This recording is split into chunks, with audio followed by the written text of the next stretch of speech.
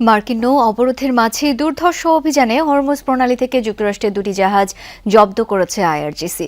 নৌবাহিনীর স্পেশাল ফোর্সের সেই অভিযানের ভিডিও প্রকাশ করেছে ইরানের রাষ্ট্রীয় গণমাধ্যমগুলো। চলমান মার্কিন ব্লকেড ও ইরানি জাহাজ আটকের জবাবে এমন পদক্ষেপ তেহরানের। জব্দকৃত জাহাজ দুটিকে নেওয়া হয়েছে ইরানি উপকূলে। এর আগে ইরানের উপকূলে হামলার শিকার হয়ে ক্ষতিগ্রস্ত হয় আরেকটি জাহাজ।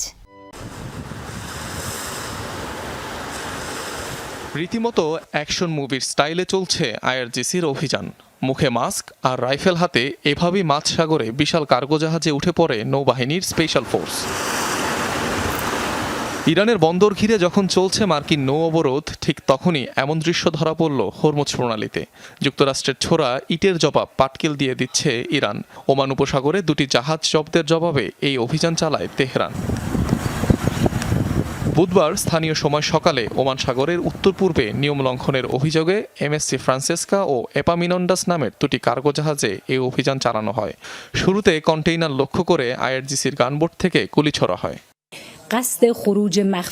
ইরানের ঘোষিত আইন বিরোধী যে কোনো পদক্ষেপ, সেই সাথে কৌশলগত জলপথে নিরাপদ চলাচলের পরিপন্থী যে কোনো কার্যকলাপ আইআরজিসি নৌবাহিনী কর্তৃক ক্রমাগত পর্যবেক্ষণ করা হচ্ছে।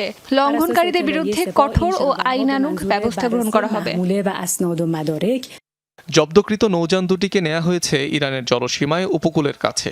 তেহরানের শর্তানুযায়ী হরমুজ প্রণালী দিয়ে উপসাগরে প্রবেশ বা বের হতে প্রত্যেক নৌযানকে আগে থেকে অনুমতি নিতে হবে আইআরজিসির কাছ থেকে। যুদ্ধবিরতি কার্যকরের পর ইরানকে ঘিরে নৌ অবরোধ জারি রেখেছে যুক্তরাষ্ট্র। এখন পর্যন্ত এই ব্লকেডে ৩১ জাহাজ ফেরত পাঠানোর দাবি করেছে ওয়াশিংটন।